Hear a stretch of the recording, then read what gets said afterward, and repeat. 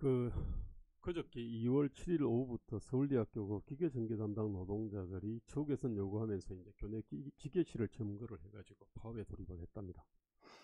그 노동자들이 한 40명씩 나누어 가지고 그 서울대학교 행정관, 도서관, 제1 파워플랜트 등 총 3개 건물을 이렇게 점거를 해서 이제 그 파업을 갖다가 하죠.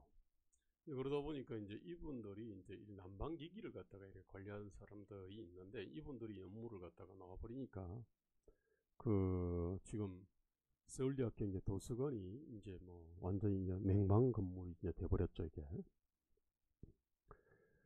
어 그래가지고 지금 모르겠습니다. 지금 서울대학교 도서관에서 학생들이 지금 뭐 파카를 입고 지금 일을 하는지, 공부를 하는지, 아니면은 뭐 아예 지금 출입을 갖다가 하는지 잘 모르겠습니다만, 어쨌든 이 40명이 그 난방을 갖다가 이렇게 그냥 사실상 이제 꺼버리니까, 뭐 스위치를 갖다 내렸다기보다는 그에 대한 어떤 필요한 조치를 안 하니까 뭐 자동으로 뭐 꺼진 것 같아요.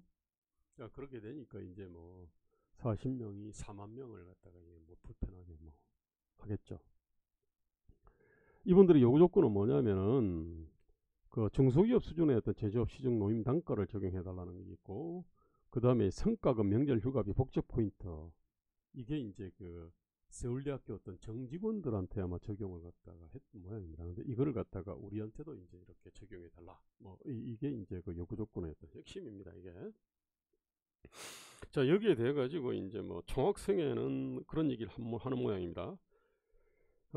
현재 상황이 근시일 내에 예정된 시험이나 취업 등을 준비하는 학생들을 비롯해서 도서관에서 학습하는 학생들에게 직접적인 피해로 이어질 수 있다는 사실을 인지하고 좀 신속하게 대응하기 위해 노력해달라, 뭐 이런 얘기를 갖다 했고요.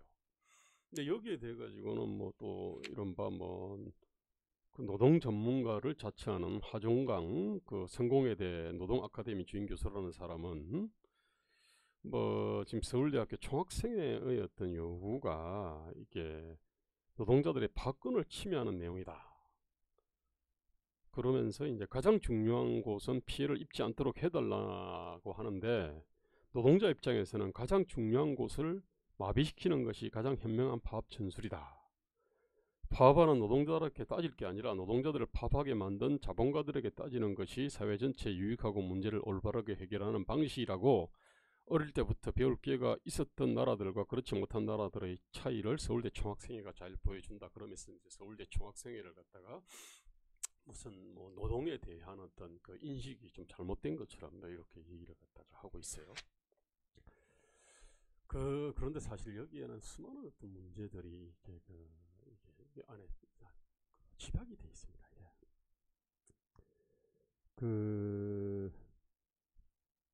첫 번째 문제는 뭐냐면 한국의 노동조합들은 직무에 따른 기업 횡단적인 근로조건의 표준이 있잖아요. 이게 노동시장의 공정가격인데 이것을 추구하는 존재가 아니라는 겁니다. 이게 즉 지불능력이 허용하고 교섭력이 허용한다 그러면은 얼마든지 하는 일이, 예컨대 뭐 시장에서 그 공정한 때 임금은 예컨대 뭐 2천만 원, 3천만 원짜리라 하더라도 이걸 갖다가 뭐 5천만 원이나 8천만 원, 1억을 갖다가 받는 거를 갖다가 당연시하는 겁니다. 이게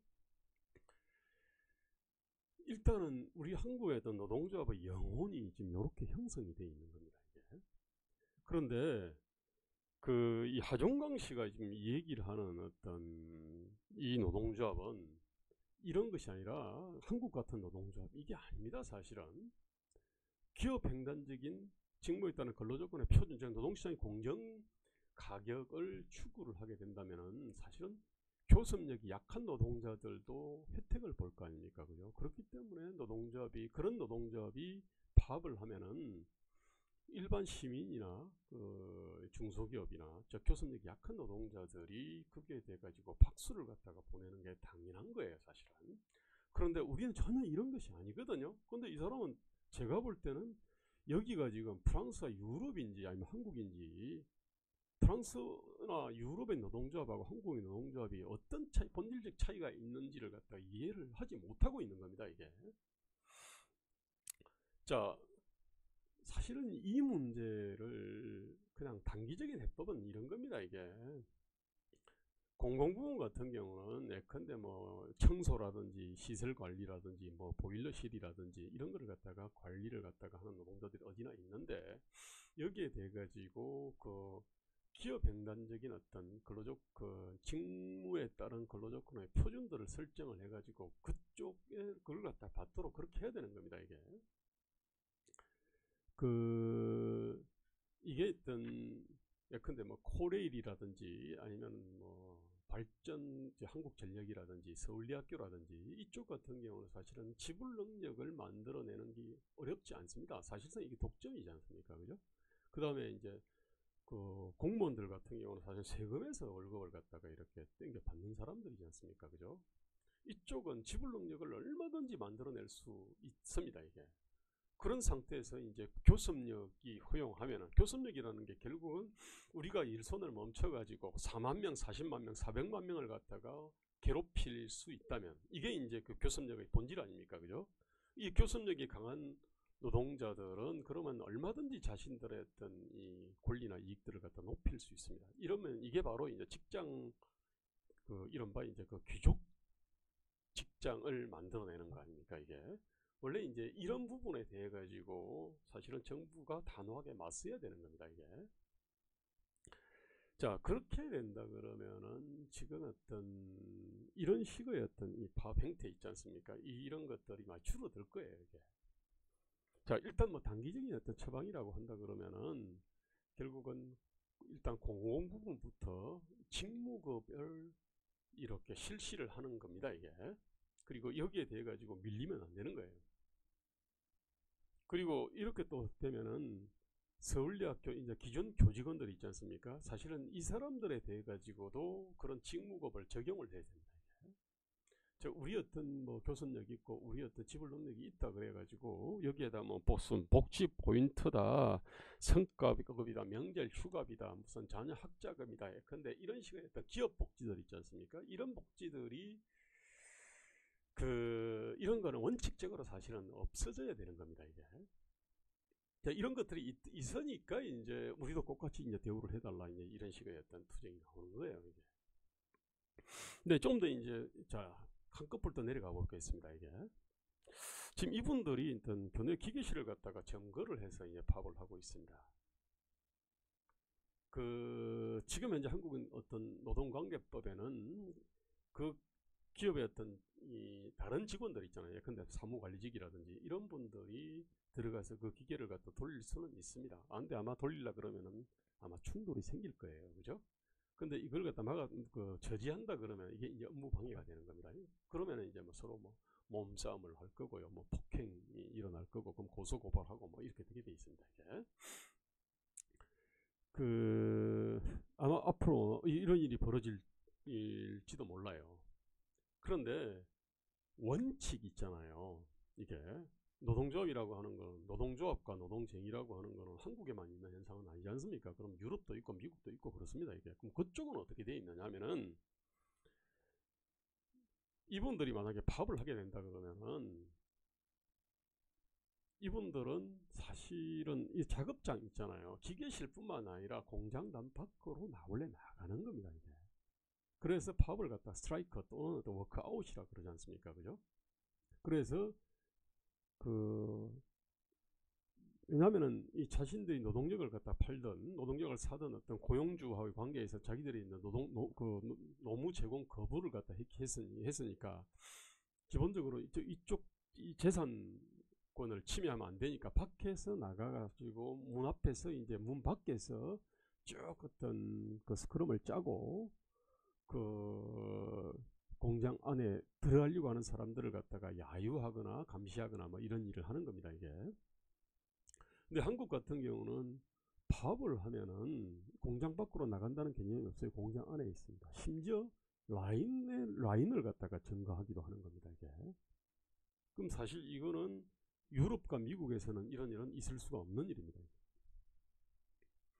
또 하나 문제는 뭐냐면은 유럽과 미국 같은 경우는 이 파업 시 직장 점거 자체가 사실은 금지가 돼 있고, 이게 직장을 갖다 점거하면 안 되는 겁니다. 밖에 나가야 되는 겁니다. 그 다음에 이제 사용자 입장에서 이쪽이 파업권이 있다 그러면 사용자 입장에서는 직장 폐쇄나 아니면은 대체 근로를 갖다가 투입할 수가 있습니다. 그러면은 파업이 무력화되는 거 아니냐? 그렇습니다. 지금 한국에 하는 이런 현대 40명이 말입니다. 그냥 그 일손을 갖다가 나와가지고 4만 명, 40만 명을 갖다가 이렇게 그냥 아주 그 고통 속에 빠뜨리는 이런 형태의 파업들 있잖아요. 이런 것들은 사실은 못합니다. 그런데 이 대체 근로를 갖다가 이렇게 막아내려 그러면은 팝 규모를 키워야 되잖아요. 그죠? 여기만 이 40명이 일하는 요 작업장만 이 가동을 중단시키는 것이 아니라 전체 나아가서는 산업, 업종, 지역 이 전체를 갖다가 마비시키는 어떤 그런 팝들을 해야 될 거 아닙니까? 그죠? 자, 그렇게 되면 대체 근로를 갖다가 가지고 이걸 갖다가 사실 막아낼 수가 없는 겁니다. 이게. 자, 근데 그러면은 산업과 업종이나 지역 차원에서 파업 규모를 키우려고 그러면은 그 어떤 요구 조건 자체가 그 사람들 전체에 해당되는 것이 돼야 되는 거 아닙니까? 그죠? 그게 뭐냐면 바로 기업 직무에 따른 기업 횡단적인 근로조건의 표준, 즉 어떤 공정 임금 같은 것이 되는 겁니다. 이게. 자, 그렇게 되면은 아까 이제 말씀드렸지만은 그럼 교섭력이 약한 노동자들도 혜택을 보는 거지 않습니까? 이게. 자, 그러면서 이제 이 직장계급 사회가 생겨날 수가 없는 겁니다. 마찬가지로 공공양반 사회가 만들어질 수가 없는 겁니다. 그 불평등 양극화가 있으나 한국 같은 불평등 양극화는 없어요. 한국 같은 불평등 양극화는 어디나 뭐냐면 생산성의 차이로 인해 가지고 이렇게 격차는 생길 수 있습니다. 그죠? 근데 지금 한국은 뭐냐면 생산성에 따른 격차가 아니라 사실은 교섭력에 따른 어떤 격차입니다. 그 교섭력은 자신들이 일손을 놔가지고 수많은 사람들을 갖다 괴롭힐 수 있는 능력이지 않습니까? 이게 엄청난 타격을 가할 수 있는 능력인데 이 교섭력에 따른 어떤 이 격차들은 이건 많이 줄어들 수가 있는 겁니다. 이게. 자, 지금 이제 그런 면에서 지금 한국은 그렇습니다. 마치 그 대한민국 어떤 대통령에 대해 가지고는 대통령 저항적 대통령이라 그러지 않습니까? 대통령한테 엄청나게 많은 어떤 권한을 이렇게 집중시켜 놨습니다. 이 사람이 어떤 예컨대 검찰을 통제를 하고 감사원을 통제를 하고 공정위 통제하고 무슨 행정 다른 어떤 부처들을 통제하고 국세청을 갖다가 지 마음대로 그냥 좌지우지하고 이렇게 되지 않습니까? 이게 그 다음에 어떤 그 공무원 인사권을 가지고 공무원들을 갖다가 이렇게 한 손에 다 쥐지 않습니까? 그러면서 이제 대통령의 권한이 엄청나게 크다 보니까 이제 수많은 어떤 이 문제들이 생겨나는 겁니다. 이게 다른 나라 대통령은 우리나라처럼 이렇게 많은 어떤 권력을 갖고 있는 게 아닙니다, 사실. 마찬가지로 지금의 한국의 어떤 노동관계법 자체가 팝시 사업장 증거를 허용해 놨습니다. 그 다음에 체인력을 갖다가 이렇게 틀어막아 놨습니다. 자, 그렇게 되니까 대기업이라든지 공공 부분에서는 노동조합이 압도적으로 힘의 우위를 갖다가 보이고 있습니다. 이게. 자, 그래서 나타나는 게 바로 어떤 직장 계급 사회입니다. 대기업이나 공공 부분은 사실상 귀족이 되는 겁니다. 특히 공공 부분은 아예 그냥 옛날 조선으로 치면 양반 같은 어떤 반열에 올라가 버린 겁니다. 이게. 자, 그래서 저항적 대통령제에 대해 가지고는 예컨대 뭐 권력을 갖다가 종적으로 횡적으로 분산 분권하고 그 다음에 어떤 치밀한 견제 감시 장치를 갖다가 다는 이게 어떤 처방이지 않습니까? 그죠? 마찬가지로 지금 한국에서도 지금 이렇게 대기업과 공공 부분이 사실상 지금 양방 귀족화되어 있는 이 현상을 갖다가 해결하는 방법도 그 노사 간의 어떤 힘의 균형을 갖다 회복을 하는 거거든요. 이게 노동을 갖다 일방적인 어떤 보호 대상으로 이렇게 보는 것이 아닙니다. 이게 그러려 그러면은 팝시 사업장 증거를 금지를 하고 그 다음에 대체 인력을 갖다가 얼마든지 투입할 수 있게 만들어야 됩니다. 그리 되면은 파업의 어떤 규모도 커집니다. 뿐만 아니라 더 핵심적인 거는 규모가 커지는 것보다 더 중요한 거는 규모를 키우기 위해 가지고는 직무에 따른 기업 횡단적인 근로조건에 대해서 표준을 갖다가 이게 요구를 하게 돼 있습니다. 예컨대 우리 어떤 그러면은 경비 노동자들은 직무 이 직무에 대해 가지고는 근로조건이 어떠해야 된다. 그 다음에 근데 보일러를 갖다 관리하는 사람들은 어떠해야 되고 청소를 하는 사람들은 어떠해야 되고 근데 이런 식으로 쭉 형성이 되는 겁니다. 그러면 뭐냐면 서울대학교 같은 어떤 그런 큰 어떤 공공기관에 근무하는 사람이나 아파트 경비 있지 않습니까? 그런 사람이나 간에 그 직무가 비슷하면, 즉 하는 일이 비슷하면은 임금이나 근로조건이 이게 비슷해지는 겁니다. 그럼 불평등 양극화가 많이 해소되게 돼 있는 겁니다. 이게. 네, 그런 점에서 한국의 이긴 사실은 이 문제는 노동관계법입니다. 이게. 마치 대통령의 문제는 우리 지금 이제 권력 구조 문제, 정당 체제 문제, 선거제도 문제, 뭐 이런 것들이 사실은 제왕적 대통령을 만드는 것처럼 지금 한국의 사실은 아주 지극히 기형적인 어떤 노동조합과 노동조합의 행태를 뿌리에도 보면 이게 어떤 시대착오적인 노동관계법이 있는 겁니다. 기본 어떤 정신이 다릅니다. 이게 또 그런 점에서 이제 스위스하고 한번 비교를 해보면은요, 그 한국의 이 대한민국 헌법 33조가 이제 그 노동관계법과 관련된 겁니다. 이게 그 내용이 뭐냐면 근로자는 근로조건 형성을 위하여 자주적인 단결권, 단체 교섭권 및 단체 행동권을 가진다. 이게 노동상권입니다. 이렇게 해서 좀 뭐냐면 노동을 갖다 아주 보호 대상으로 이렇게 생각을 합니다. 그런데 스위스 연방헌법 어떻게 돼 있냐? 26조가 소유권의 보장입니다. 이게 즉 뭐냐면 재산권의 보장입니다. 이게 26조 재산권은 보장된다. 자, 이 내용이 딱 나옵니다. 그 다음 27조는 경제적 자유입니다. 경제적 자유는 보장된다. 경제적 자유는 직업 선택의 자유와 자유로운 사적 영리활동의 추구 및 영위를 포함한다. 즉 자유로운 사적 영리활동이 있잖아요. 이 부분을 갖다가 보장을 하는 겁니다. 이게 굉장히 중요한 개념입니다. 그리고 나서 28조에 비로소 조합 결성의 자유가 있고 그 내용이 뭐냐면은 근로자는 근로조건의 이 노동자와 사용자 그 조직은 자신의 이익을 보호하기 위하여 단결하고 단체를 결성하고 단체에 가입하거나 가입하지 않을 권리를 가진다.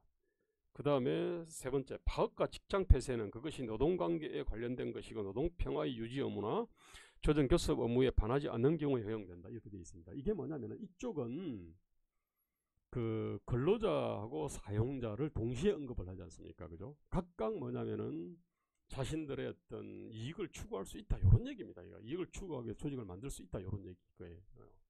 그 다음에 파업과 직장 폐쇄를 같이 언급합니다. 파업은 근로자의 무기입니다. 그 다음에 직장 폐쇄는 이 고용주의 어떤 무기가 되는 겁니다. 그러니까 이것들을 동시에 언급을 한 거는 결국은 이것들의 어떤 이 균형을 회복을 해야 된다. 이 생각이 그 헌법에 흐르는 겁니다. 이게 전체적으로는 재산권이 먼저고 경제적 자유가 있고 그 다음에 이 근로자가 자신의 어떤 이익을 위해 가지고 조직을 갖다가 이렇게 만들 권리가 있다. 이렇게 돼 있는 겁니다. 마찬가지로 사용자한테도 그거는 있는 겁니다. 그럼 파업과 직장 폐쇄는 각각이 이렇게 행사하는 무기잖아요. 즉 뭐냐면 무기의 어떤 대등성이라고 하는 이런 것들이 헌법에 흐르는 겁니다. 이게 여기에 따라서 이제 이러저런 노동관계법이 만들어져 있을 거예요. 이게. 그런데 우리 같은 경우는 근로자와 사용자, 그 다음에 파업과 직장 폐쇄 이런 식의 어떤 각각이 이익을 추구하는 존재고 각각의 어떤 무기가 대등해야 된다. 이 개념이 사실은 없고 근로자는 일방적인 어떤 보호 대상으로 이렇게 되어 있는 겁니다. 바로 그렇게 돼 있기 때문에 지금 사업장 점거 가능하게 만들어 놨고 대체 인력을 투입하지 못하게 만들어 놓은 거예요. 자, 그렇게 되니까 중소기업 같은 경우는 만약에 파업을 한다 그러면 사장과 부사장 그 다음에 뭐 핵심적인 관리직들이 바로 그냥 기계를 갖다가 돌릴 수가 있지 않습니까? 그러다 보니까 여기에서는 이게 노동자들이 큰 힘을 행사할 수가 없습니다. 그러나 대기업이라든지 공공부문같이 어떤 큰 데 같은 경우는 노동조합들이 그냥 일손을 놔버리면은 그게 돼 가지고 도대체 이쪽에 방어 수단이 사실은 없는 겁니다. 자, 그래서 지금 한국은 대기업과 공공부문의 어떤 이 근로조건은 유럽이나 미국처럼 우리보다도 국민소득이 훨씬 높은 나라 그것보다도 우리가 훨씬 높게 돼 있는 겁니다. 이게 이 한쪽이 뭐냐면은 자신의 생산성에 자기가 생산한 가치에 비해 가지고 월등한 어떤 이 권리익을 누리게 되면은 반대로 나머지는 자기 어떤 하는 일, 즉 생산성에 비해 가지고 형편없는 처우를 받을 수밖에 없잖아요. 왜냐면 생산한 파이를 갖다가 이쪽에서 많이 가져가니까. 자, 그렇게 해서 이제 불평등 양극화가 생기는 겁니다. 저 뭐냐면은 우리는 노동조합이 불평등 양극화를 해소하는 존재가 아니고 불평등 양극화를 훨씬 이렇게 심화시키는 존재입니다. 그 뿌리에는 노동관계법이 있고 그 노동관계법 뒤에는 이런 식으로 무기의 대등성 원칙 이 개념이 없이 오로지 노동자들 갖다가 보호 대상으로 보면 헌법이 사실은 이렇게 있는 겁니다. 이게 우리가 이런 문제들을 해결을 하지 않으면은 결국은 대기업이나 공공 부분에 들어가면은 그냥 팔자 피는 겁니다. 반면에 중소기업이나 일반 이 조그만 어떤 개인 사업체에 들어가면은 완전히 팔자가 비루해지는 겁니다. 이게 그럼 이 직장 계급 사회가 되는 겁니다. 이게 자 이런 나라가 절대로 성장할 수도 없고 사회 통합도 사실 이룰 수가 없는 겁니다. 이게 자. 이 문제는 자 결론적으로 말씀드리면 어떻게 보면은 그냥 지금의 서울대학교 파업의 문제는 그냥 공공 부분이 솔선수범해서 직무에 따른 근로조건의 어떤 표준을 만들면은 해결은 됩니다. 이게 근데 더 근원적으로는 직장 계급 사회 공공 양반 사회를 타파를 해야 되는데 그러려 그러면은 노동관계법을 좀 개정을 해야 됩니다. 이게 1987년 이전에 노동의 어떤 무권리 상태에서 노동을 갖다 오로지 보호 대상으로 이렇게 생각하는 그 노동관계법을 개정을 해야 됩니다. 더 나아가서는 사실은 지금 헌법 33조 이거를 제가 볼 때는 이거는 그냥 스위스의 어떤 연방헌법을 그냥 갖고 와도 될 것 같아요. 이게 재산권 보장, 그 다음에 경제적 자유, 그 다음에 어떤 무기의 대등성 원칙이 관철되는 어떤 그런 헌법, 노동 관련된 어떤 헌법, 이거를 그냥 그대로 갖고 와도 되지 않을까 싶습니다. 문제의 뿌리는 같습니다. 지금 제왕적 대통령제의 문제, 그 다음에 그 검찰공화국 또는 뭐 관료공화국의 문제, 그 다음에 아주 기형적인 어떤 노동조합의 문제, 그 다음에 그 직장 계급 사회나 공공 양반 사회의 문제 이 자체는 결국은 그 상호 어떤 이해상충한 존재들의 어떤 무기의 대등성 원칙 그 다음에 어떤 권력에 대한 견제와 균형 이런 어떤 이 정신 자체가 온전히 구현되지 않아서 생기는 문제다라고 얘기할 수 있습니다. 감사합니다.